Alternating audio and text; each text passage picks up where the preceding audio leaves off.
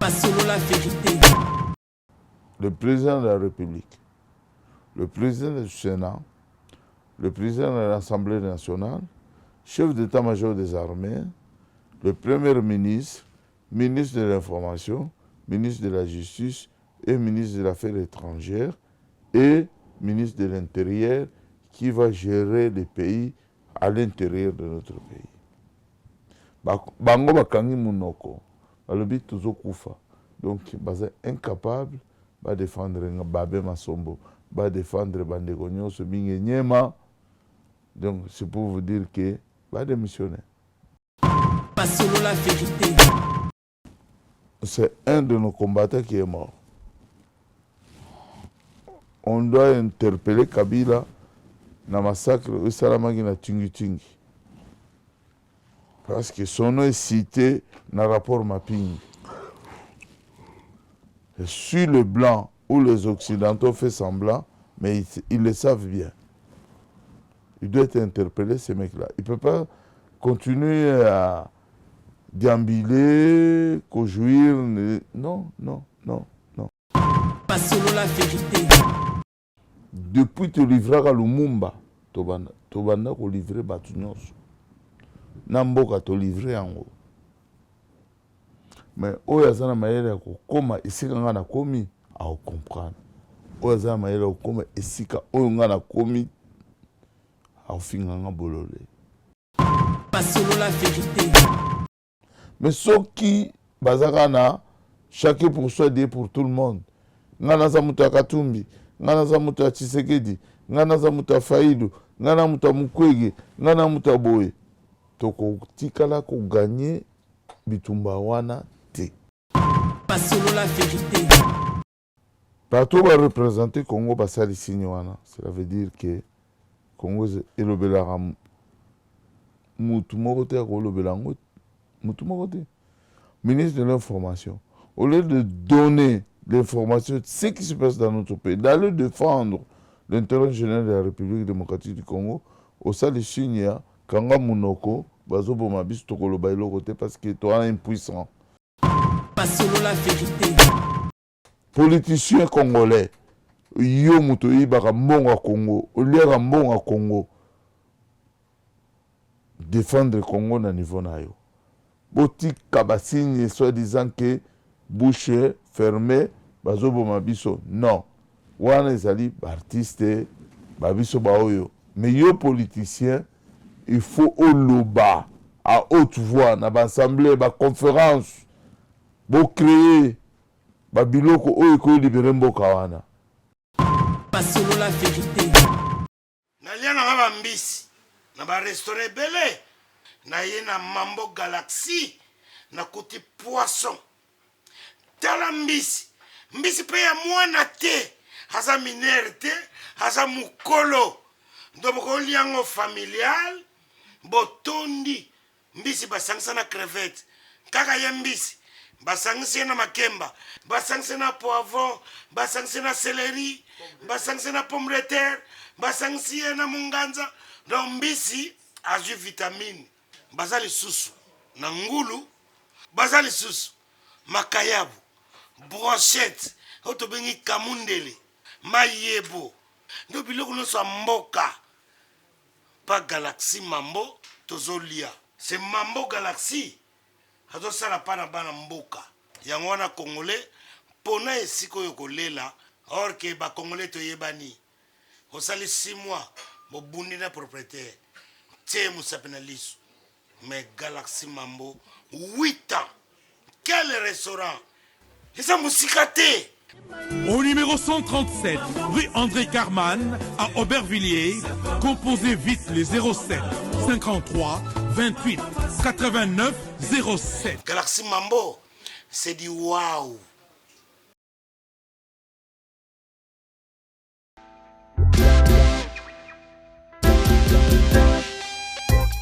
Service spécial covoiturage, Paris-Bruxelles-Paris. Voyagez confortablement de Paris à Bruxelles et vice-versa de Bruxelles à Paris dans de meilleures conditions. Jimmy Chimanga, porte de la Chapelle. Contactez le service covoiturage Jimmy Chimanga, Paris, Porte de la Chapelle. Composez vite. Le plus 33 7 87 76 95 65. Pour toutes vos démarches, afin d'obtenir le passeport Yabanamboka à Bruxelles, dans un délai raisonnable, confiez-vous à Jimmy Chimanga, Porte de la Chapelle. C'est sérieux et c'est efficace. Bienvenue dans votre émission Fauteuil Jaune, très cher internaute. Bonjour, bonsoir, merci de la confiance, de la considération au Pesabiso. Merci de vous abonner à travers notre chaîne YouTube Sola Vérité Studio. Vous s'abonner, s'il vous plaît, merci na bandeko. Vous confiance à vous abonner à la chaîne YouTube Sola Vérité. Vous qui avez la plateforme Facebook Sola Vérité Studio, Instagram, TikTok Sola Vérité Studio, la plateforme à bientôt. Donc, tu as une photo en temps réel. Merci de vous connecter, branché. Toujours analysé comme d'hab, Marambo Italie Bongo Cannabiso, Marambo Italie Bongo musique, pourquoi passeport, na général Babé Massombo. Donc, vraiment, Marambo est très important. Bongo Cannabiso, tout un profil noir en fait. Tu as un profil noir parce que na Est, Bandi Cannabiso, Tika Biso, pour Makambo, Italie Mabé Nabiso, Nabandi Kumususu. Bazaba innocent en fait, innocent. Lire même pas bon est, on lire même pas bon ba minerai, ba kufika bongo parce que bazana est.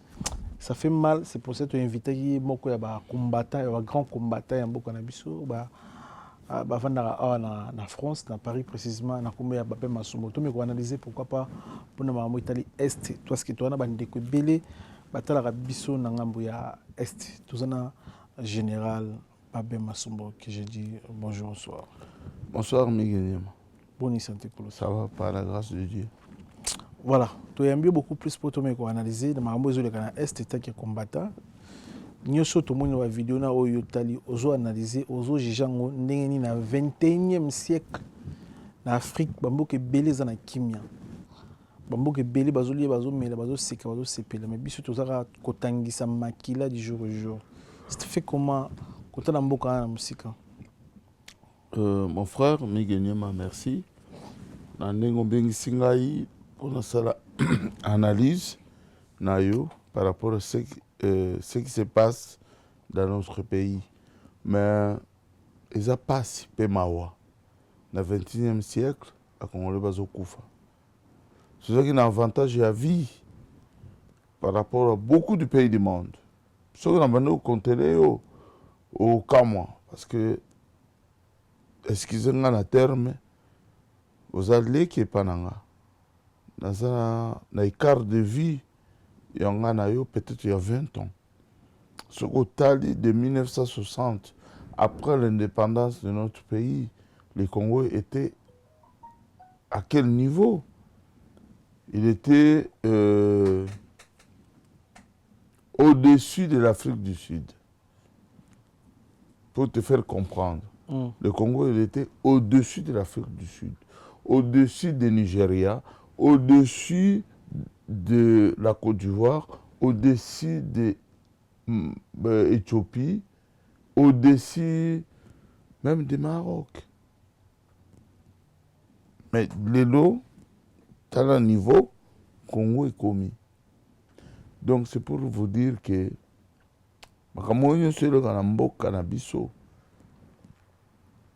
les coupables, c'est nous-mêmes. C'est nous-mêmes, Nandé. Beaucoup de kando qui nous ici comme sous. Et ça, Mindelete? Parce que le pays où on a tangué les bino, bazan mboka na bango, bato ba diriger ka bango, de bango ba protéger ka mboka. Mais et pas na biso ezande ko mon côté. Depuis te livrer à Lumumba, tobanda ko livrer batu nyonso.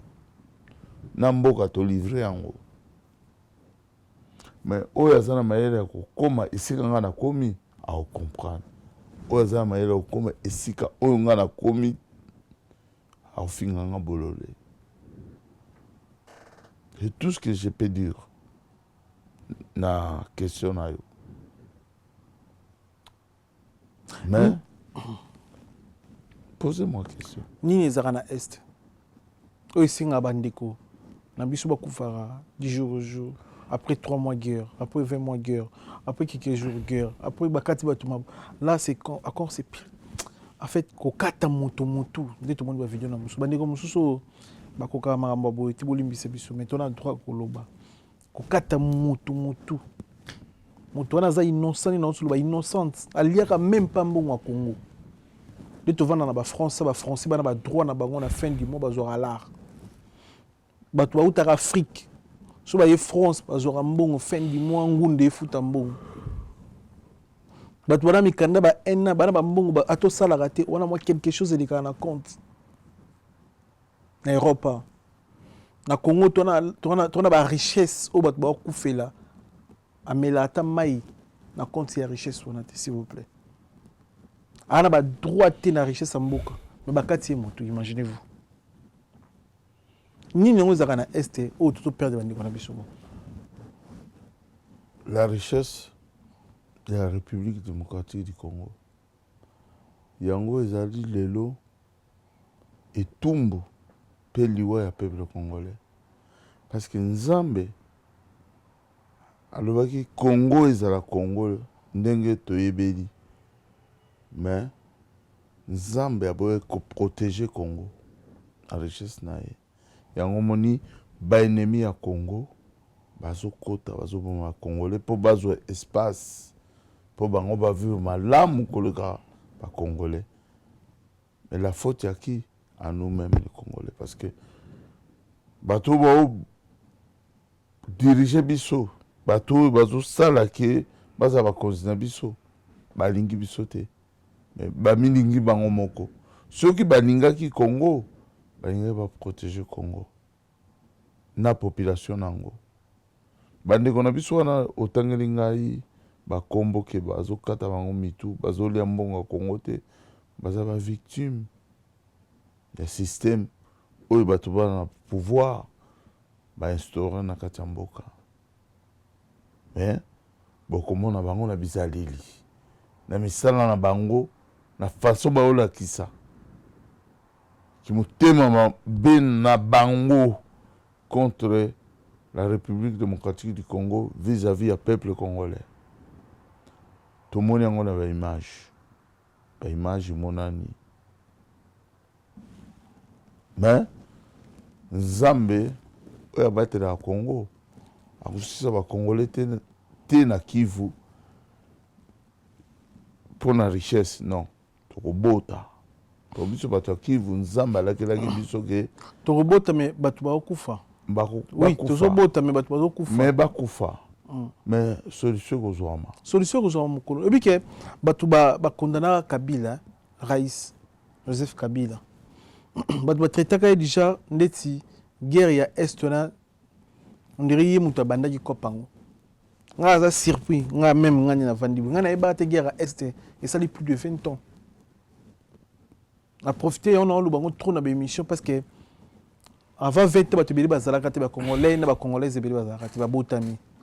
Mais ndeko na biso inosbi alobi ana 24 ans. Mais ko botama na ye akuta déjà guerre wana ya Est. Ba te belé ba bika ke guerre wana ndeko Kabila ba négociation ya Kabila na ba Rwandais. Njoka na même Kabila akuta guerre na Est. Et puis Kabila longo na pouvoir guerre réseau continue na Est. Ba be masombo. Biso to yebeka Fati mwana mboka. Congolais, moi, on a limité tout ça, à résoudre les problèmes. Mais en vrai dit, à résoudre les problèmes à STT. Plus de 5 ans à pouvoir, il y a beaucoup de Est. Et là, on a une autre chose qu'on comprend. Biso, na ba Congolais, na biso, na banda kuna bango, ba mona bana droit ya mona ba ndeko ba bazo kufara désolé. Miganyema. Merci la question. Opposer une question moko na ofungola yo miso. Fungola miso. Ndegonanga, frère Nanga, mon jeune frère, j'ai l'écart de 20 ans d'âge avec toi. Opposer une question moko na ofungola, ba Congolais boyokanga bien. Olobini ni Kabila akuta guerre wana. Non. Hippolyte Kanambele si Joseph Kabila baya na guerre wana. Aza parmi ya bato baza na mission va détruire le Congo pour l'intérêt général et à place Baouta. Les Congolais, on avait une guerre depuis longtemps d'esprit contre nos voisins. Mais ils ont réussi à entrer quelque part. Pour Baboma, peuple congolais, c'est par la route du Rwanda. Là où le Congolais, les ennemis du Congo peuvent entrer facilement à pied. Ce qui, Hippolyte Kanambele, Joseph Kabila, a comme président, il y a Mboka Nabiso, c'est pour planifier finition naïe. A planifié qui pour Félix Tshisekedi tango au pouvoir, baluka ki mutu oyo azana esprit te oyo ayebi mboka malamu te pour azwa pouvoir. Mais Dieu il a fait la grâce que mutu ba manda kanisa ki azana esprit te azali parmi bato babengaka aye na nzela na bango maintenant sima okoma ours parce que tant bapesaki pouvoir na Félix Tshisekedi bayebaki ke aosali eloko te azokomprendre eloko te mais akomi na pouvoir ayebaki mpe eloko te abandi komesana ntango amesani azosala oyo akosala mais aza incapable ya kosisa guerre wana te. C'est moi qui te le dis. Félix Tshisekedi a aussi sa guerre wana te. Muta aussi sa guerre wana za peuple congolais. Ndeni, na miracle ni peuple congolais fait ça là. Voilà, c'est simple. Les Juifs aujourd'hui, dans le monde entier, babundaka te. Bazakawa ba victime parce que balobaka. C'est ça. Réseau oyo bababe masombo na bamasa tout moyena tanga batu nyonso kombo ekozala te parce que baleki ebele banda Londres, Espagne, Belgique, Paris, Italie, bamboka kilikili, Hollande. Tokreaki réseau po tobanda kolobela makambo oyo ezoleka na mboka na biso. Ba peuple congolais bakotelema sans armes, avec leur bouche, ils vont dénoncer ce qui se passe dans Mboka na bango. Félix, il est là pour accompagner le peuple congolais.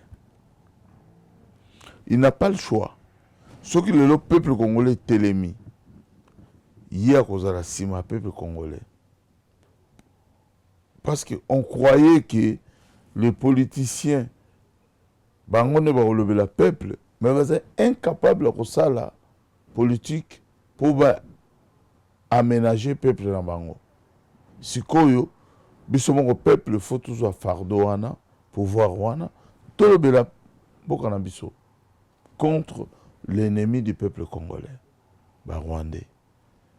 Donc question na yongolo banini. Yo zo lobake Hippolyte Kanambele Joseph Kabila akuta guerre wana te bango ne ba importa guerre wana onyo sozo sala mawana ye ayebi yango isa parmi ba calendrier na bango o baya nango na nebo to sala bo na nebo to sala bo na nebo to sala bo na 2024 tokoboma batuna est ayebi yango. Il était chef de l'État de l'occupation de la République démocratique du Congo. Il a laissé le Congo à quel État? Un État sans armes, sans armée, et puis on ne connaît pas qui est qui dans notre pays. Aujourd'hui, ce que tu as dit, réhabiliter Mbokanabiso, il y a des choses qu'on peut faire. Ma onga na koloba o to kosala ya minene ezali kaka réforme militaire. Soki ba soda oyo baza lelo na kati ya mboka na biso bagénéraux baofficier bazokoka koganye guerre wana te, cela veut dire baza bacomplice. Yango wana migenyema na oyebisa yo, faut pas continuer à nettoyer M. Hippolyte Kanambele, Joseph Kabila, comme quelqu'un qui ne connaît rien. Et c'est lui qui a instauré ce qui se passe aujourd'hui au Congo. Non. Botika publicité wana. Pardon, na Sengbino. Ceux qui le lobby tout ils ont continué dans le Congo, il est dedans. Il connaît. Au moment où on a fixé na mutu. Plus tard, bah oui, ça non, petit on a raison. Bah ya musu ba oloba, baleki nanga ba ya wana na raison. Général Babé Masombo. Oui. Guerre est na est. Mais ba généraux, ba grand chef. Ba vivre dans confort na kati ya ville ya Kinshasa, ba rouler na ba voiture climatisée. Ba bureau na bango climatisé. Ba villa na bango climatisé. Ba olie ba pomme, ba olie ba soso. Mais guerre est na est. Mboka nino guerre est na province na biso, o pesa na richesse. Mais ba généraux, ba na bona ville ya Kinshasa ba zo circuler na ba garde. Mais ba kufa na est. Aux acquis militaires, parce que tu es bien encore général, je ne sais pas si c'est pour rien ou aux Zara Combo. Mais na habité mais ko expliquer biso. Na kati ya mboka so ibitumbeza na gauche, to na sud, to na l'ouest. Ba généraux ba konzi ba fana na bona confort parce que le long na choix no arriver à Jean-Pierre Bemba na est et ça le quoi base. Mais normalement la logique des choses, il faut ndako ne kuma kuna na est. Et comme il baise, bah, quand il y a une photo, atterrissage à Jean-Pierre Bemba dans l'Est, et comme il voit baise, on dirait qu'il n'y a pas de non, il faut ça la baise, parce qu'il y a une tension. Il y a une tension qui se passe. Il fallait qu'il y ait une autorité digne de son nom d'aller un peu se représenter devant le peuple congolais pour l'assurance de vie du peuple. C'est pour cela que ça les baise. Ça les baise, c'était parce qu'il y a l'Inga, ça la baise, non. Je vais vous répondre à votre question, M. Miganyema.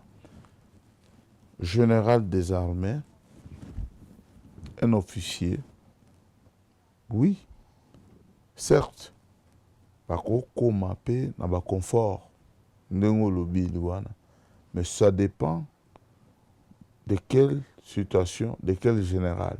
Parce que moi, dès que tout ça, l'armée, c'est un département. Et puis, ils ont des fonctions. Et puis, ils ont des commandements. Ils ont des régions militaires. Si vous avez une région militaire, par exemple, le devait de Kinshasa, vous avez un confort aux Zoloba, à côté de parce que la zone où il y a Zali, Bitumba Zate. Mais dans la zone où il y a Bitumba, les généraux, les officiers militaires, ils ont un mode de guerre. Je pense qu'il y en a qui sont dans le mode de guerre. Je pense qu'il y en a aussi qui n'est pas dans le monde de guerre. Et tous les généraux au Bokanisarake, grade et général, ce sont des guerriers. Non. Non. Tous les généraux ne sont pas guerriers. Et là, il y a des généraux de la gendarmerie, il y a des généraux de la police, il y a des généraux de fantassins, il y a des généraux de paracommando et des généraux de commando. Naïvité, ce que je comprends, maintenant, il faut que statuer les généraux ni les confort. Ceux qui sont généraux, guerriers, dans confort, cela veut dire que les salamisala na bango ndenge basinyaki na se à drapeau de la République démocratique du Congo que tokoa pour na école basaleli yango te. Normalement, ce qui est en crise dans notre pays par exemple, il faut fantastin, commando, parachutiste, donc des guerriers. Il faut ça état-major état-major de l'opération, à peu près à côté, place des autres réalités. Tout comme dans le monde moderne, ces généraux-là, ce n'est pas des généraux, des anciens généraux comme nos parents. Non, c'est des anciens, c'est des généraux modernes. Donc, bayebi colocalisé, bayebi kolakisa carte ya Congo, tout comme le système oyo tozana ngolelo ya informatique, bana ba drone, bana makambo belé, donc bakosala état-major na bango ya opération pour basisa bitumba wana facilement. Soki basala yango te, baza ba complice ya lisolo yango, bayebi makambo osala, bazali wana mpona kovendre mboka na bango mpona ba intérêt personnel. Il y en a beaucoup dans les armées modernes. Ils en ont poto, ils en ont en Afrique, ils en ont en Amérique, ils en ont en Asie. Pas ça dit.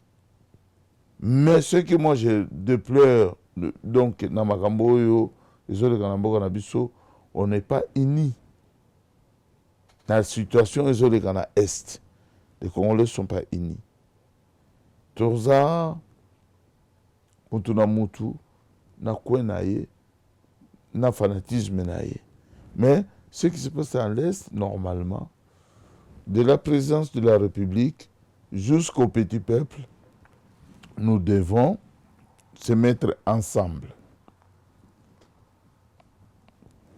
unis, pour libérer la partie qui est occupée par les troupes rwandaises. Mais, ce qu'on t'a bien, pardon, les Congolais, tout ça quand on a divergence politique. Tout ça quand on a makambo oyo, ils ont la politique. Batu baza batu ya batu. Et dans l'armée congolaise, il y a des militaires de quelques personnes de la politique congolaise. Moi, tout le monde bitumba na ekozalate. Yango moni bitumba oyo ba ennemi ya Congo basoko kota ba oboma congolais parce que nous ne sommes pas unis. Nous devons commencer par l'unification de l'esprit. Déjà, l'esprit tous à bomoko. Après, esprit de la société. Après, de l'ongoli tribalisme. Après, toke bunda. Bisotu tous en morale moko. Yango ne kosala ke ba Congolais balonga bitumba anati. Mais ceux qui bazaka na chacun pour soi, Dieu pour tout le monde. Ngana za muta Katumbi, ngana za muta Tshisekedi, ngana za muta Fayulu, ngana muta Mukwege, ngana muta Boye. Toko tikala ko gagner bitumba wana te. Tomoni ba kino lelo, ba ke tumba ambassade ya France. Batumbi ambassade ya États-Unis. On dirait même pas en Angleterre. Qui va piner Libanda, basani manifestation contre justice selon bango. Où ils ont les cana est, baza pour Marambo ils ont les cana est. Est-ce qu'on a pas parmi la solution à Makambo aussi c'est Makambo na est. Artu ba kino basani na kata kindelo na ambassade bambo ka ba payawana. Oui. Migenyema, omoni ndekodanga. Ce qui se passe au Congo aujourd'hui, Holocauste congolaise. Parce que les complices basali. Les complices c'est quoi? Et les complices c'est qui? C'est les Occidentaux, les Américains, les Anglais. Parce que yebi makambozo de Kanakati à la République démocratique du Congo. Aucun jour, le Parlement interne na bango,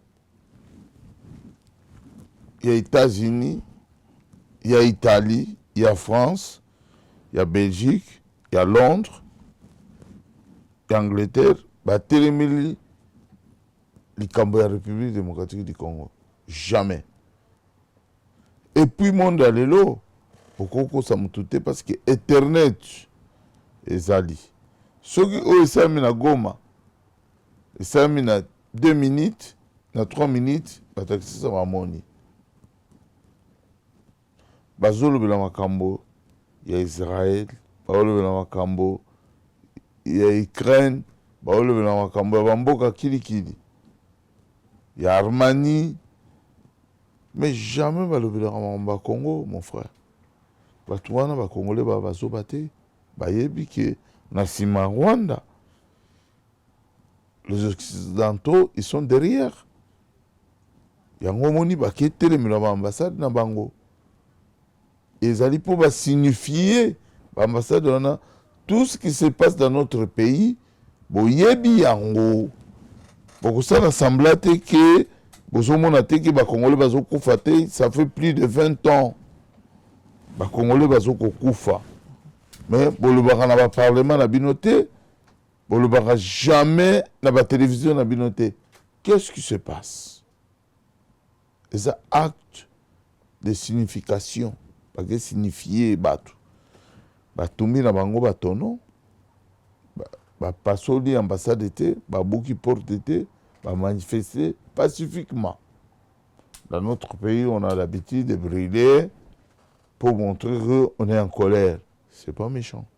On n'a jamais tué quelqu'un. Mais les Rwandais tuent les Congolais. Aucun pays du monde parle de ça. Bana droit na bango. Et puis Bana a raison. Et puis nous félicité bango. C'est pour vous dire que Bisso, samedi, tout ça en marche. Samedi, Oyo. Le 9. Le 10, on a une marche de protestation. Pour tout ça. Et l'ongo n'a pas de ça. Donc, nous sommes même moral na minute. Na conseiller des ministres, na ministre, ça des signes, il y a Boué. Habité, soit le ministre, ça la bongo. C'est la nani à sauver Est. Est-ce que si nous avons sauvé Est? Non. Pour les politiciens parfois. Pour les joueurs, c'est un message codé. Vous allez informer par rapport à ça. Star. Pour les musiciens, on accepte aussi. Mais les ministres, vous avez la boue. Vous avez une solution. Vous avez la boue. Parce que la solution est où? Tout le monde Patrick et moi, il y a Saliango. Tout le monde a dit les politiciens sont Saliango. N'habitez pas les politiciens, vous avez aide. Bosenga aide pas nani boko na biso nde na ba joueur ba journaliste ba musicien to na pour ça pena peuple congolais nde bana droit ça la boy bosenga to senga na bango to bana na numéro 1 Fachi Béton na ba ministre na ye na ba député na ba tutu to senga bango nde pena mboka na biso pourquoi bazo boma bozo lobaté pourquoi bazo boma bozo ça la réaction te mais comment expliquer Patrick Mouya na bandiko mususu bango mosala bosco qui demande qui bango ba osenga sko nana chapé na mboka parfois pour un message ya boy. Merci la question. C'est dommage. Parce que bango ne ba représenter biso. Bango nde batu oyo bakolo bela biso. Biso ba oyo na yo na ba joueur na batu nyonso. Ça la signe parce qu'on n'a pas de parole, on n'a pas de pouvoir. Mais, partout va représenter Congo, ça les signe. Cela veut dire que Congo est le Bélaram. Moutoumorote a le Bélango. Moutoumorote. Ministre de l'Information. Au lieu de donner l'information de ce qui se passe dans notre pays, d'aller défendre l'intérêt général de la République démocratique du Congo, au sein des signes, Kanga Mounoko, parce que tu es impuissant. Yes, ça décide de la pandémie, c'est ça la question. Sikoyo, ça sert à quoi? Pas Mindele, et à 5 ans, c'est quoi, pas Mindele? Ça sert à quoi? Tout ça, tous en ont ministre. Ça sert à quoi? Tous en ont président de la République. Il n'a que démissionné. Cela veut dire qu'ils sont incapables de résoudre les problèmes de la République démocratique du Congo. Parce qu'ils ont fait le signe que Bazobo Mabiso, toi, na parole T. Si qu'on porte parole au peuple congolais, je vais vous citer le président de la République, le président du Sénat, le président de l'Assemblée nationale, chef d'état-major des armées, le premier ministre, ministre de l'Information, ministre de la Justice et ministre des Affaires étrangères et ministre de l'Intérieur qui va gérer les pays à l'intérieur de notre pays. Bango bakangi munoko, balobi tuzo kufa. Donc, baza incapable de défendre Babé Masombo, de défendre Bandegonyo, ce Nyema. Donc, c'est pour vous dire que va démissionner. Le chef de l'État, M. Félix Antoine Tshilombo, si vous n'arrivez pas à parler, ou les Kanamboka n'a été chef de l'État, le Ngwana Kiti, na Ngwende, parce que ceux qui les Congolais votaki parce que au défendre biso. Et ça c'est pour vendre les Congolais pour y lier Kanaba na ona famille na yo. Non, on n'est pas d'accord. Yo président et Sénat, yo président de l'Assemblée nationale, yo premier ministre, yo chef d'état-major, bino topesa kamayele na biso ipa na bino, bo konza biso, bo vandi na Ngwende, biso tolanda bino sima mukongo. Vous êtes incapable. Bo pesa message na peuple congolais à agir et libérer mboka na bango. Bo vandi bozotala ba congolais bakufa, bolongo na pouvoir, botikela batu oyo bazali na makasi pe na pouvoir na parole ya kobisa peuple congolais libanda pour ba libérer mboka na biso. Ce n'est pas eux. Je croyais que bon, premier mandat Félix, c'était que c'est un mandat moko, il y avait négociation, dictature, occupation, machin. To dégager bango na modèle obiso bana obunda. Deuxième mandat, quand même, il fallait que ça qui m'oublie naïe, à sa moi cité quand même. Sur le vrai ours, alors que ça qui m'oublie naïe, qui ours naïe, ils ont bilobelati. Nous, on a marre de tout ça. On est traumatisés. Moi, je n'ai plus la force de marcher tous les jours comme j'ai fait il y a 10 ans passés ou 15 ans passés. Non. Celui qui me représente avec mes idées doit prendre les choses en main et en charge. To libérer mboka, on a tout ça là, on paye le coup là, on va payer moussous. Yango on a payé sur Miguenyema, Félix Tshisekedi, na gouvernement na ye, va trouver solution. Kokanga munoko, na kolakisa sini ke ba obo mabiso, eza solution te pour na Congo. Solution pour la Congo, c'est leader, président de la République, de dire stop à ça, je vais agir. Est-ce que Fatiba Bola t'a tenu, hein? Bien sûr. À côté des Zambes? Bien sûr. Et solo? Mais il est chef militaire, il est commandant suprême des armées. La fonction, à jouer le lot, je le respecte étant que général, Nako Katelaye Losako étant que chef Nangaï. Il n'y a pas de souci pour ça. Mais chez le chef des armées, commandant suprême des armées, il peut prendre les tenues, il peut aller au front, il peut assister les militaires à tout moment. Kabila a préparé Nini? Rien du tout. Rien du tout. Parce que lui, normalement... Quelques présidents et Afrique, Kutana Kabila, pour nous informer, Kutana président en Namibie. Oui. Nango Mbuba. Oui. Kabila Tsukutana. Pour le bar anglais, c'est l'autre. Ah, et Zubang c'était quoi? Raconte il y a Kabila n'a pas président en Afrique. Normalement, lui doit être. Et puis il y a demandé à Fatia Souka Yango. Non, il doit être interpellé. Non. Kabila. Mouta osala interpellé au Tambola Bongo. Il a des charges. Mon frère. Nalobi Nayo, il a des charges. Non, il a des charges. Oyo, bako interpellé pour la mort et Arma Tungulu. C'est un de nos combattants qui est mort. On doit interpeller Kabila dans le massacre de Salamagi na Tingi. Parce que son nom est cité dans le rapport mapping. Et sur le blanc, où les Occidentaux font semblant, mais ils le savent bien. Il doit être interpellé, ces mecs-là. Il ne peut pas continuer à déambuler, jouir. Non. Moi, je ne suis pas d'accord. Les Congolais sont trop morts. Sont vraiment... Tokufi mingi. peut-être l'émission Oyo, tout ça on a lingala. On devrait faire un plateau qu'on puisse un peu expliquer ça en français. Bientôt, dans quelques mois. Voilà. Émission française et politique. Voilà. Tout on a interpellé les Américains, les Français. Il faut anglais payer quota parce que trop c'est trop. Trop c'est trop. Ouais, trop c'est trop. Au moins, Nakato parole. Au moins, le président, il y en a nuit. Il peut faire ce qu'il veut. Il peut raconter qui il veut.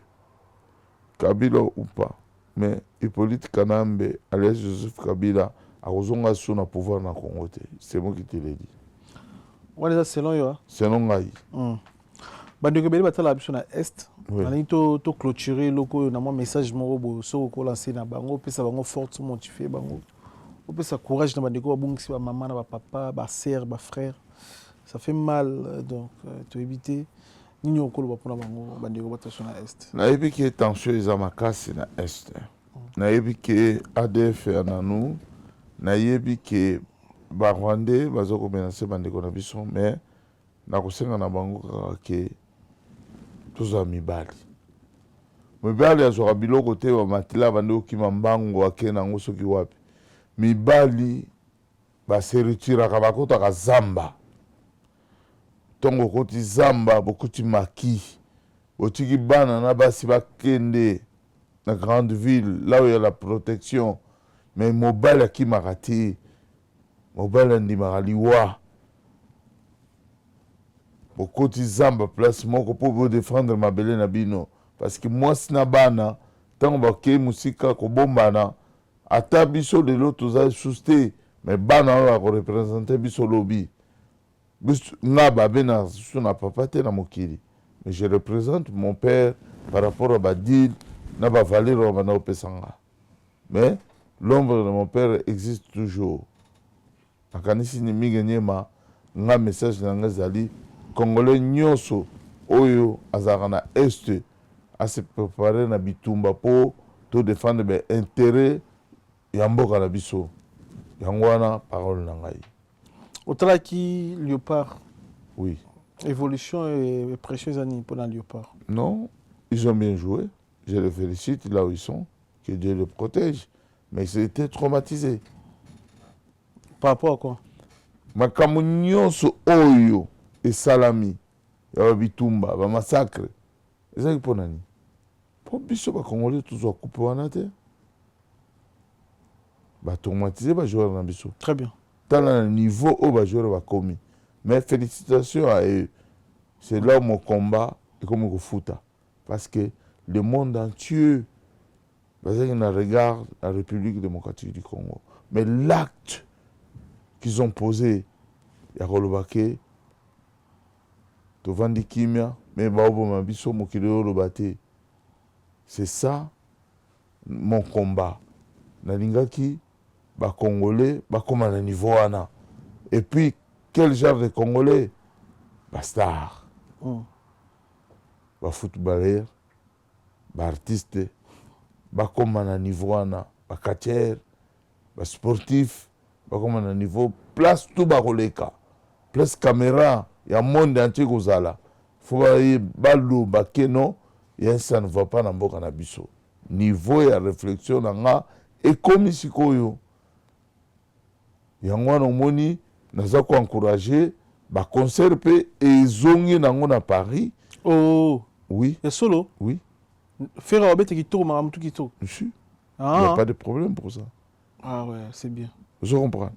Mais fallait soka linga zonga robeta na ye mais balobela makambo ya mboka na bango na ba concert très bien place ba caméra gozala ndenge ba joueur basali là on est d'accord ba joueur wana tango basali yango babomi bango mutu congolais nyos place ali faut manifester que mboka na biso en danger on ne veut pas qu'on nous arrache même 1 centimètre en mboka na biso.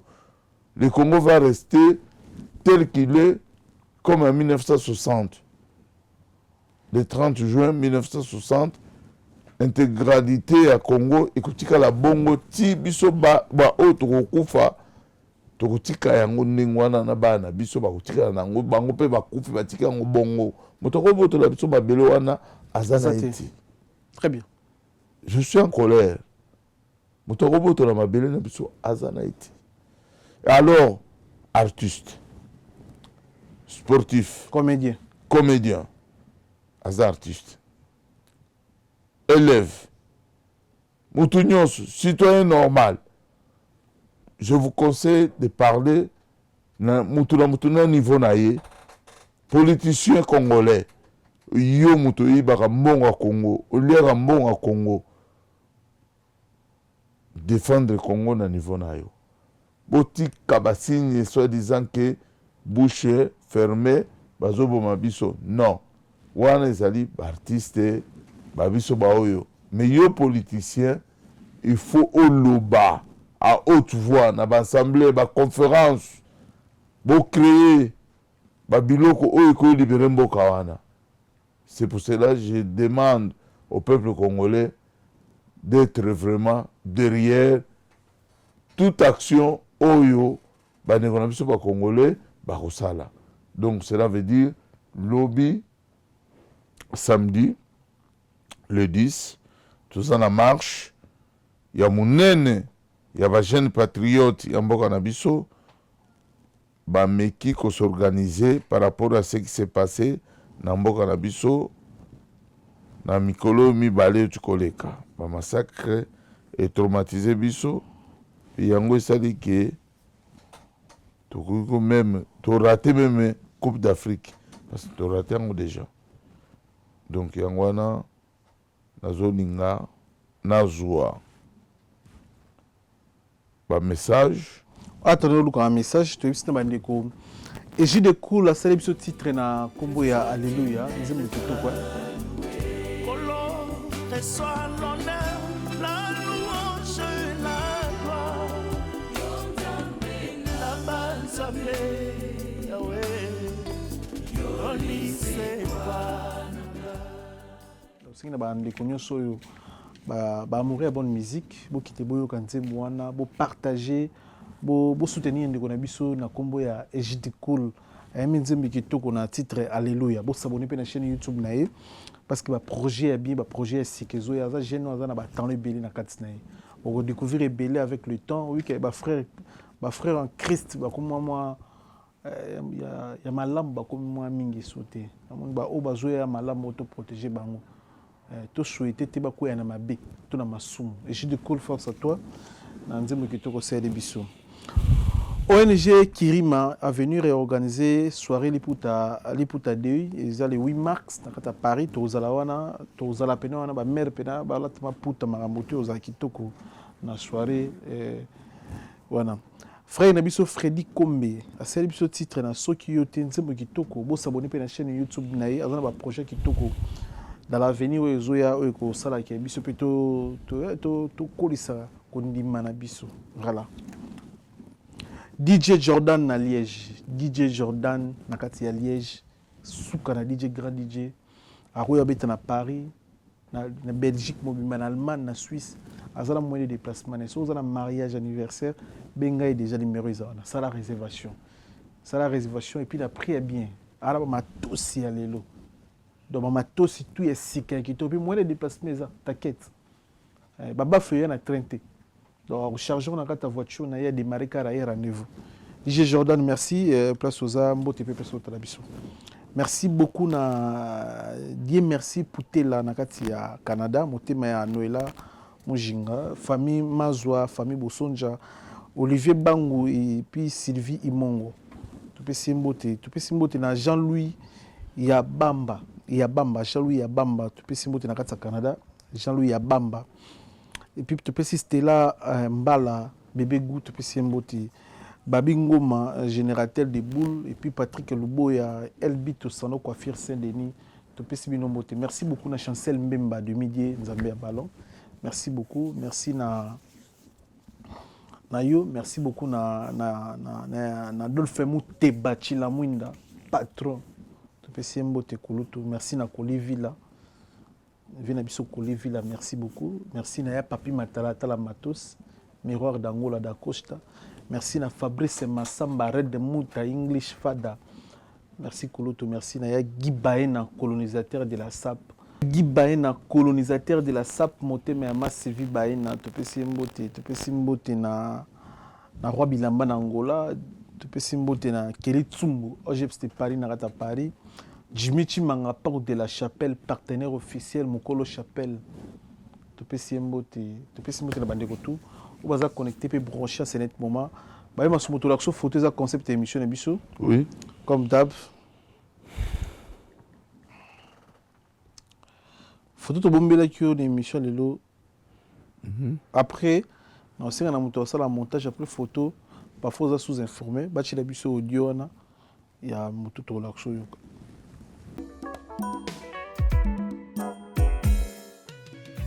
ON Multiservice, organisation Ngozulu, avec l'artiste peintre Gozen Matuidi.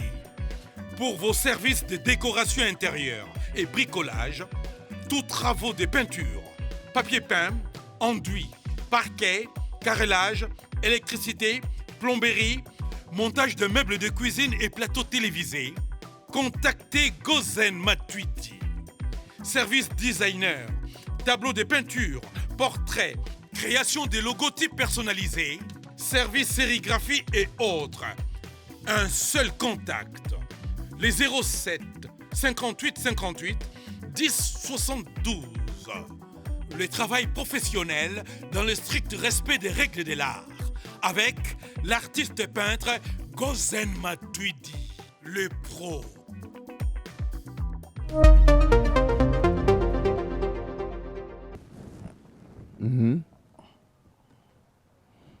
Non, bon, Oui, bien. non, Oui, bien, t'es. non, Yobi Nati le collé. non. Ata émission na été na ebio. Bon, bien, dans la émission. Mais na yoki combo. Ah, mais oui, quand même, il y a un journaliste. Na yoka combo, mais na ta. Bon, toi, tu es là, audio, et puis on se retrouve juste après. Ce que Fali, il fait ce que je n'aime pas, moi.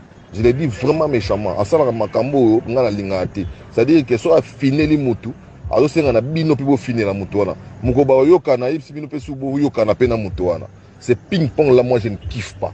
Il y a petit wana ya pere wana ya Ambroise, je lui ai dit banda mukolo ya nini ya concert na nini.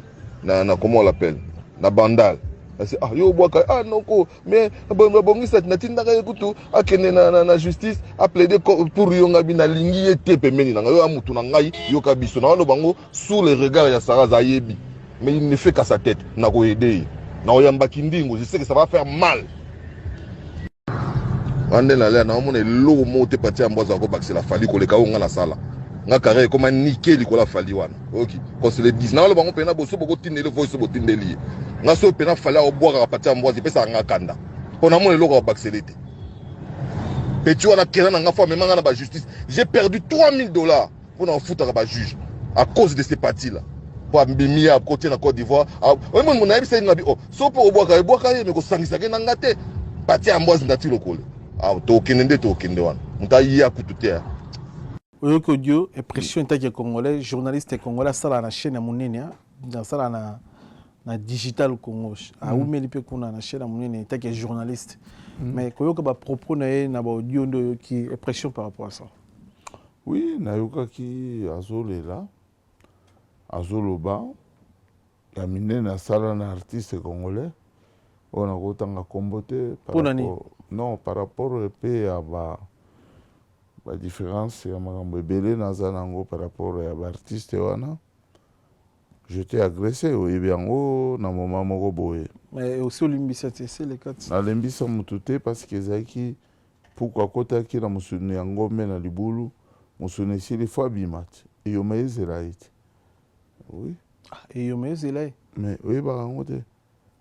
Mais si tu sois dans l'imbisa, na limbisa mutu te ezala système fo bima na libulu elax ni ko bima libulu obomba na kiti ngana bomba na yo bien artiste bango tu o basala acte sikoyo babimisi makambo yango fo tozongela ndenge ezalaka te c'est-à-dire oh bongo yokanisi nga na ayuma bobeti motu bohumilie botraumatize bosali te bosali complot na bino boassassinat bon sikoyo okanisi yango eleki yango kaka boye merci. Ah, mais artiste, c'est pas ça qui est en terre. Non. On est pas fanatique. Non. Non, c'est que justice, c'est que juger biso. Ah, et combien de justice? Toujours. Ah. Toujours. Là, si on attend que sur la batute, ma musuku, ba comme batu na otanga souti. Dans on a eu qui vérité. Voilà. Après ça conseil. Na perdre car. Babukanga voiture, babetanga, batraumatisanga, commanditaire pe bazalaki. Comme chef na minito, masolo zonga zéro. To samba na Belgique. De yango monanga na tanga le suba komba batute. C'est fini ça. Mais quand un journaliste est là bon pour la carrière, les niqué pour la mission congolaise, ça te fait comment? Mais na kolobani, eza misala na bango mabe, basalaka. Makambo basalaka na butu ebimi na poisa oyo tolobaka ekomi esiko libanda. Moi je n'ai rien à dire. Nayebi ye te alingaka yeba na mokili akondaki nzela molili etali ye na makambo na ye baosala makambo na bango ya buzoba. Ngai na kati kuna te, ngai otala intérêt ya république démocratique du Congo. Ntango biso tobanda kodonose ke babeta misala mabe babandoki Boba momusu na rolo pesa yango te awa so na lobi na bemi babenga oni makambo ya bato oyo bakomi kobeta baconcert mais tolo ba vérité xénophobe babenga oni komoni nga pe na yebi yango te soki natangi kombo wana na bimi mutu mabe yango navandanga nye nakota makambo na bango te buzoba biso babantu biso bato mwindu tokokota masolo wana te yango wana zuwa kanda colère esali soki azalaka na mwasi bo mwasi ayebi ke bo mobile na ye azalaka moto ya misala wana bonga na soki wana na koloba na nga te mpo baplainte ekoma oyo babe alobaki estce nalobi likambo mabe awa to merci ye nayebi ye te moi mpe natanga kombo na ye eza te mpo na niveau oyo biso tozali bango baza te biso na niveau ya Congo bango wana niveau nano ya bamusicien basala makambo na bango ya butu mosiko na sani wana ezala lokola mwasi aleli mobali na ye azwi mobali mosusu bo na sani c'est grave mon frère makambo oyo Congo ekozala nango te me bakomosala yango nalobaka na epa na yo amigenie make cet artiste-là va détruire des générations en génération et que traumatiser les Congolais. Bon, à ça, peut n'attendre mon cœur, na vie. Bon, je m'en fous. Je savais à lui. Tu aurais tenu un passage non? Bon, maintenir kakake na ye awa pour nous défendre l'intérêt de la République démocratique du Congo. Tous à la l'unification. Yango epetolaka mboka. Mais tant que la division, tous a divisé, na ba tribalisme.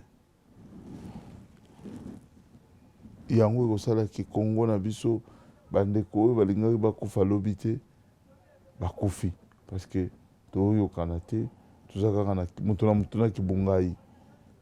Mais nga nazosenga na yo mingi nyema koleka epa na yo tout le temps elingi koloba ke tous les capotes dénoncer ce qui se passe dans Boganabiso. Et puis, tout dénoncer parce que tous les ennemis à qui que ce soit. Non. Tous à la ini. Même derrière, Mutumoko. Au vu de l'eau, viens moi na Koufa Lobani. Du jour d'aujourd'hui, celui qui a la clé, il y a qu'à libérer Congo, puis il y a qu'à détruire Congo. C'est Félix Antoine Tshilombo. C'est ce qu'il dit. Ceux qui ont eu un engagement digne de son nom, très sérieux, dans l'engagement, tout libérer Mboka, on a massacré ici là. Tout libérer au bout de 1 mois, pas plus. Parce que Tali, à tout le monde, on a la République démocratique du Congo, puisque on a Rwanda. ata bafrançais bapesi minduki ndenge baopesa na Ukraine tokobuna na Rwanda te tokobuna na Rwanda pendant 24 heures et puis masolo esili et puis tokobuna na Rwanda sans minduki. Il suffit que les Congolais bayoka guide na bango. Le jour d'aujourd'hui, les guides de la République démocratique du Congo, que ce soit je suis dans l'opposition, c'est Félix Tshisekedi, Antoine Tshilombo. Ils ont dit Maïta qui est président. Mais mon frère, moi je dis à haute voix, nana ko banga mutute et puis na banga mutute, je respecte les gens. Nous avons connu, on a fait une erreur. L'erreur c'est quoi? L'opposition, bakendaki na mode dispersé. Mutula mutuna kwena ye, moi tolonga Félix ezalaki te. Ba tricher te na ndenge mathématiquement na ndenge tokendaki Fayulu na kwena ye, Mukwege na kwena ye, Moïse Katumbi na kwena ye, batu mususu nani comment il s'appelle Muzitu na kwena ye, boye sanga. Siko nani akoleka président de la République. Yo kasiko côté à Félix Mbemba soutient le président de la République Félix Antoine Tshilombo. Kamere Mbwisi na Mwisi Bazaïba ba ministre nyonso na ba parti politique volant na oyo babenga ngo ba parti satellite ba soutenir Tshilombo. Mon cher, ce que Mukwege azaki na 15%, Fayulu azaki na 20%, batu mususu bapesi ba 5%, Moïse Katumbi azaki na 18%. Ceux basangisaki yango place moko, engisala ba 50, mon frère. Tshisekedi nga kweya. Scout, bakaboli yango te, mais Tshisekedi akomi na 29%. Comme constitution mboka na biso lobi, élection ezalaka tour moko. Siko nani aleki président de la République? Fachi. Alors, sikoyo lolingi na lobani. T'es pas le combattant mon souba il va ignorer. C'est ça la tenue chose je confirme. Non, moi je suis pas dans leur position. Nga na lobaka réalité. Moi je suis vrai dans les vrais combats. Je critique là où je peux critiquer et je félicite là où je veux féliciter sans gagner même pas 1 euro, mais c'est la vérité. Moi, je dis que la vérité. Oya ko sepe sa ba oyo ba masa na bango parce que au moni kombe yo sala mandeni na cadre na sepe sa migenyema na kolo ba réalité li solote. Ngala oyo ba siko réalité za bongo. Tricherie ou pas à la président de la République. Ce que vous voulez que je dise quoi? Que le président de la République démocratique du Congo, c'est qui? Le président. Fachi. Merci d'un passage naïf. Non, comment on a fatigué? On est comme un neti. Au sala moi qui m'a tive morobo. Bobenga raye pesa na kombo na ye. Félix Antoine Tshilombo Tshisekedi. Très bien. Il faut donner la personne qui a au pouvoir la valeur. Tant beaucoup de Congo lokola bitoyo bobambaka bolongoli bosali non attends. Félix Antoine Tshilombo Tshisekedi. Voilà. Merci. C'est le président de la République du Congo. Merci na passage nayo général Babé Masombo. Merci de tout atali biso. Migenyema. Merci c'était. Ah. Dans un programme. Il y a marche au Salama Lobby pour le massacre oyo. Il y a tension na Goma. Goma na no ekoité. Na éviter ce que ba ebisaki. Goma zana nous vivons. Et puis Koyate. Le 10 février à 13h30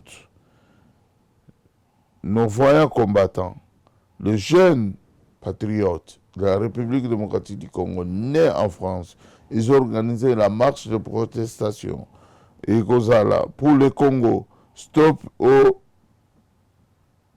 au silence. Le sang doit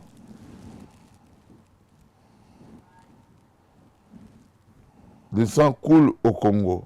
Voilà, samedi à lobby. Samedi à lobby les 10. Donc, la marche va commencer le départ, Château Rouge, et arriver à la place de la République vers 19h et 20h par là.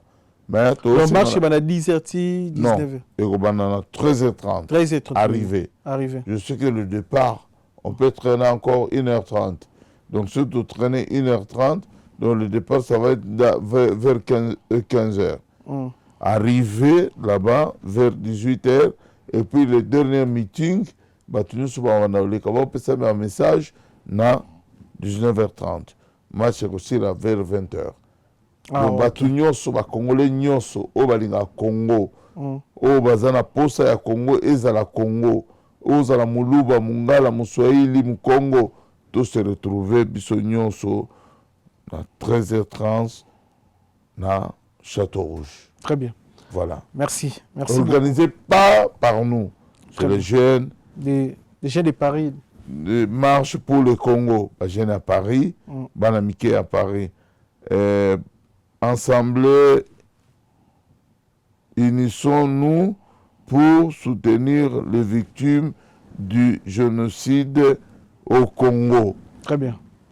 Donc cela veut dire, ce n'est pas des combattants, ce n'est pas des Congolais, des jeunes, des botami, des koli awa, des organiser marche na bango pour na Congo. Tout soutenir les victimes à Congo et puis massacre ici là, Holocauste oyo Paul Kagame azosa na Congo, yango nde ezosala malelo na bamboka mususu.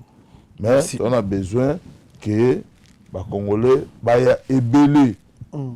Beaucoup qui n'a pas musique, beaucoup ça n'importe quoi. Mais si les Congolais vous appellent pour la situation en mboka na biso, il faut bazala ebele. Ndenge bakendaki na concert ya Ndeko Fali 40 000 hein. 40 000 places. Maintenant, tous la 40 000 personnes na balabala pour l'intérêt général de la République démocratique du Congo. Merci. Ingeta, merci. Merci na bandeko to batali biso. Tokutani mbala sima so yenzambe azongite. Moi je suis là. Restez connectés, restez branchés, on est ensemble. Merci.